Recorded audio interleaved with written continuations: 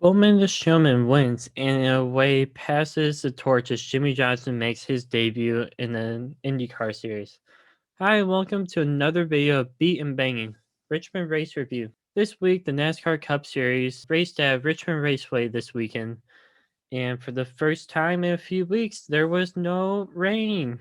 So the race began at around 2:15 Central Time with the green flag. In stage one, Denny Hamlin won and led the most laps, and his teammate Martin Truex Jr. came in second. Penske had Joe Logano finish in third, and Ryan Blaney in fourth place. Hendrick Motorsports struggled with Chase Elliott and Kyle Larson finishing outside the top 10, but William Byron did come in fourth place, leading all Hendrick drivers, and Alex Bowman in seventh place. Stewart Haas only had one driver finish in the top 10, and that was Kevin Harvick finishing 10th. Eric Almirola did come in 12th, but Chase Briscoe and Cole Custer were in the mid to late 20s all race long. Stage 2, Hamlin won again. Martin Truex came in second, Kyle Busch 7th, and Christopher Bell came in 9th place. All four Joe Gibbs drivers finished in the top 10, and for most of the race they were up there. Penske only had Joey Logano finish in the top 10 in third place. Ryan Blaney's car fell off in stage 2 and could never find any speed.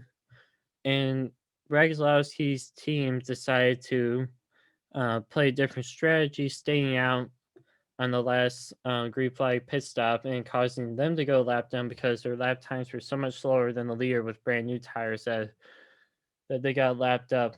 Hendrick still only had Alex Bowman in fourth place and William Byron in eighth place. Other notable finishers were Kevin Harvick in fifth, and Matthew DiBenedetto in sixth place, and Eric Almirola in 10th. Only 12 cars stayed on the lead lap in stage 2. There was only one caution for Austin Cindric spinning out Ryan Newman. That was in like the beginning of the second stage. So, and Denny Hamlin, clearly the fastest car on the track, was just cutting through the whole field like a knife through butter. Stage 3, Alex Bowman wins because of Kevin Harvick and a last second restart because Harvick had blown a tire with about 20 laps to go in the race and spun out, causing the last caution. And on the final restart, Alex Bowman, who was about 13 seconds behind Denny Hamlin and Joey Logano, had a lot of good speed on the short runs. So on the last restart, he got past Joey Logano and Denny Hamlin in the first 4 or 5 laps, and the rest of the field, 3/4 of the field, had stayed out because they were trying to get their laps back. With the leaders and the guys on the lead lap, only about 10 to 12 of them. They were all so much faster because of their new tires. Because falls off a lot during this race and you lose about 2 to 3 seconds when you don't get new tires, and the guy behind you gains about 3 seconds on you with his brand new tires. But the lap traffic at the very end gave Alex Bowman and Denny Hamlin a lot of trouble as they were trying to compete for the win. And you had Quintenhoff, who couldn't really control his car because of the old tires, almost get in the way of Alex Bowman and Denny Hamlin with about 2 laps to go. And then on the very last lap, you had Kevin Harvick, who was still trying to get a good finish. He was in a tough situation and to let Alex Bowman and Denny Hamlin by, and Alex Bowman pulls out the win in the end. And Denny Hamlin comes in second place. His first second place finish this whole season, because he's finished about third to fifth place all this season. That's where he's consistently been. He's had 8 out of the last 9 races he's been in the top 5. Only at Homestead Miami Speedway he came in 11th, and it's because of a speeding penalty at that track. This was a great story for Alex Bowman. Alex Bowman, after doing the burnouts, great burnouts by the way, he came out of the car. He had this very emotional interview with Jamie Lill, the pit reporter who came out to interview him. and you really saw how emotional he got in that situation, thinking about one of his crewmates who had passed away last fall, and he thought of him when he came out of the car, which was great to see. You never really get to see emotions in NASCAR very much after a winning interview. You usually get the very bland, vanilla interview. Like, oh, it was a great race. Like, we have fast car, thanks to all the sponsors and all that stuff. But in this interview, you really got to see emotions, which is always great.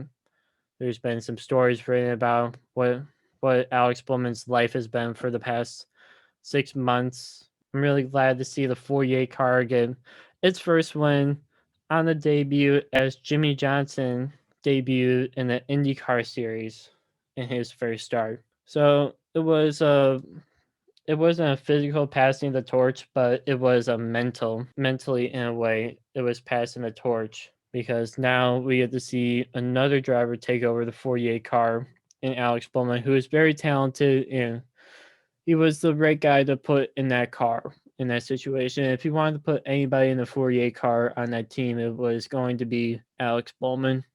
He seemed like the right guy for the job, and Ally has been supporting him right behind him. This is Ally's first win too.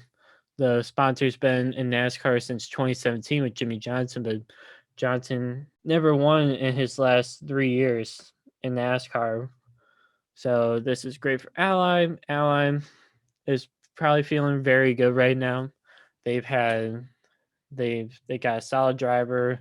They're probably gonna extend his contract after this season, hopefully, and you'll get to see a lot more of Alex Bowman at 48 Ally car. The final finishing order for the race was Denny Hamlin second place.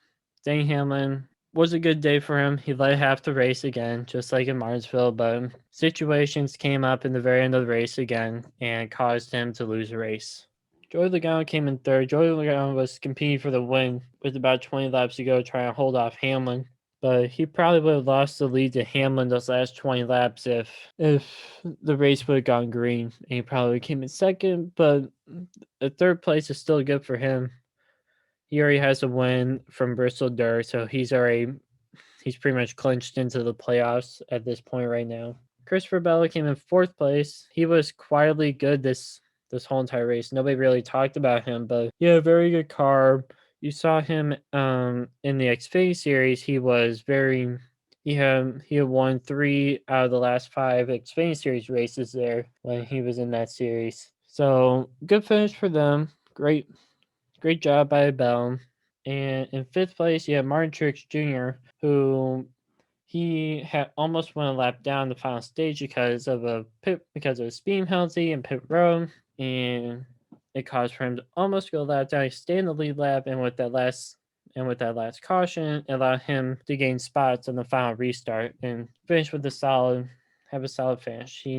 It should have probably been Martin Truex Jr. competing against Denny Hamlin in the last 50 laps instead of Logano, but Martin Truex Jr. still gets a solid finish here. He has a win, just like I said with Logano. He has a spot. Martin Truex Jr. has 2 wins this year. So very, very solid day. Really showed why he's a champion in this sport. He makes a bad situation to a good situation. Eric Almirola came in 6th place, which is his first or second top 10 of the year.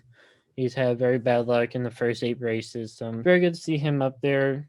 William Byron came in 7th place, keeps his top 10 streak going. It's good to see him keep that streak going, especially at a track like Richmond. By the way, the win by Alex Bowman was the first win by Hendrick at Richmond Raceway since Jimmy Johnson won in 2008 there. They've been close there a couple of times, but this was the first time they've won since 2008 there. So this shows the kind of speed that Hendrick has this year, that they are a menace, and that they are the top runner probably for that championship this year. They have 4 solid drivers, and William Byron keeps showing his talent. He should be competing for another win or 2 this season as well. 8th place was Kyle Busch. Kyle Busch, he had a pit road issue. When he was trying to pit, he was like halfway on the banking and halfway on the flat ground going to pit road, and when you try braking in that situation, it causes the spin the rear tires, and he kind of came in a little bit sideways into the pit road lane, and it caused for him to get a speed penalty because he couldn't control the car. And he went a lap down, but because of that last caution, he was on the lucky dog, so he got the lap back, and he finished in 8th place. So good finish for Kyle Busch. Good to see him up there. 9th place we have Matthew DiBenedetto.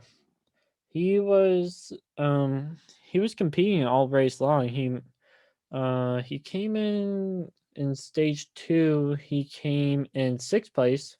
In this race, he came in 9th place. He was up there in the mid to late tens, or maybe 11th or 12th the whole race long. So great day for them. 10th place, you have Austin Dillon, who last year in the playoff race was dominating the race. He had the fastest car, but he lost because of pit road strategy and pit road execution.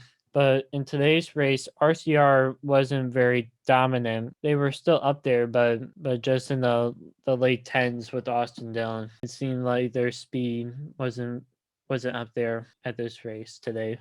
But a very good finish for Austin Dillon.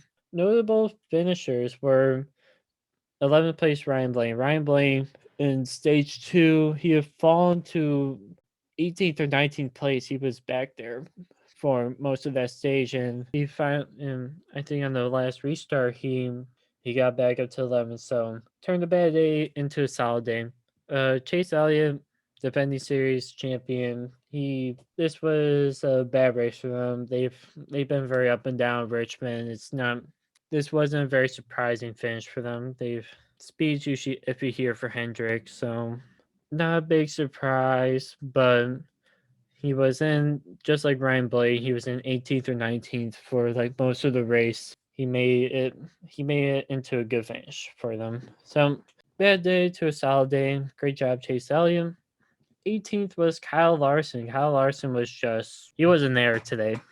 He was out of the top 20 for most of this race, and I don't even know how he even got back up to 18th place. It just shows how good of a driver he is. He made a bad day into a slightly better day with how they're racing today. They were around 22nd to 23rd this whole race, but good job by him taking advantage of the last minute restart. Kevin Harvick came in 24th place after. In that stage 3, he was in 5th place, and with 20 laps to go, he had the tire go down into the corner and spun out. And it was sad. It was sad to see because he was having such a good day. It would have been a great finish for Stewart-Haas Racing, but couldn't close it out because of tire issues. So sad to see Harvick come in 24th place. 26th place was Bubba Wallace. He never had the speed here. I don't really have a reason why they never talked about him in the broadcast. It was very surprising because he has a TRD engine just like Joe Gibbs Racing does, and he's a good short track racer. He was just not there today. I don't know what happened. They never really discussed it, so it was a big flop for them today. No stage points, no nothing, and a very bad finish. But they do go to Talladega next weekend, and Bubba Wallace is one of the best plate racers there, so maybe a surprise where, we don't know yet. But with that, let's grade the overall race. So the first 3/4 were very boring, but if it wasn't for the stage breaks, there would have only been 2 cautions, because with stage breaks, those count as cautions. So there are 2 additional cautions added to this race. So it went from 2 cautions to 4 cautions. So at least it allowed for us to take a breather, and it made this into less of a snooze fest, because that's what Richmond does. It's just long green flag runs. Last year they didn't even have a caution. So glad to. I think we're just happy to see a caution here, see somebody spin out, because nobody really has issues here. Sad for the drivers who wreck, but good for the fans because we're bored. We were very bored today. The race started picking up with about 70 laps to go when Joe Logano caught up to Denny Hamlin, because they had switched his setup to work better on the long runs. So he caught up to Denny Hamlin and passed him up with about 50 or 40 laps to go in the race, and Denny Hamlin finally started catching up to him after pit stops with about 50 laps to go. And because Joey Logano's car isn't that good in the long runs. Is only good in the long run. So in the short run speed, Denny Hamlin caught up to him and probably would have taken a lead with about 20 laps to go, but the caution came out for Kevin Harvick, and that really turned for the worse for Denny Hamlin. He had another win slip away, so it wasn't a bad day for Hamlin. He still came in second place, and he still has like a 90-point lead over second place Martin Truex Jr. in the point standings right now. So if the season ended right now, he would still have the most playoff points because he has the stage wins. He's won a few stages this year already. He would easily have the most playoff points right now, but no wins. So that's just a bummer for their team. But they should be able to get a win one of these weeks. Maybe at Talladega. Denny Hamlin has been one of the best plate racers in the past 3 years. He has dominated at these tracks. But with those last 20 laps, it made for a very entertaining end with seeing somebody like Alex Bowman, underdog in this race, who had pit road issues in the third stage, and he had come back from 11th or 12th and got to third place. And the final restart, he took advantage of his short run speed and passed up Logano and Hamlin within the first 4 laps, and he won the race in the end. But in my opinion, I would give the race a 6.5 out of 10. In my opinion, it was below average. So I usually, where I do my points, I have a 7 as an average. So it was a little bit below average, and it probably would have been maybe a 5.5 or a 6 if it wasn't for the last caution with 20 laps to go. It would have made for a very boring race and not very entertaining for the fans. But I give it a 6.5 because we had a different winner. The restart gave a great finish for the fans in the end. But if you like this week's content, like the video and subscribe for more content. I will also be posting our football mock draft from our football podcast that we just recorded yesterday. So I will have that out in the next day or two. And this Friday, I will hopefully be posting a video about William Byron in his first 3 seasons in the Cup Series and talk about how he has developed as a driver. But with that, I will end the video and make sure to stay classy.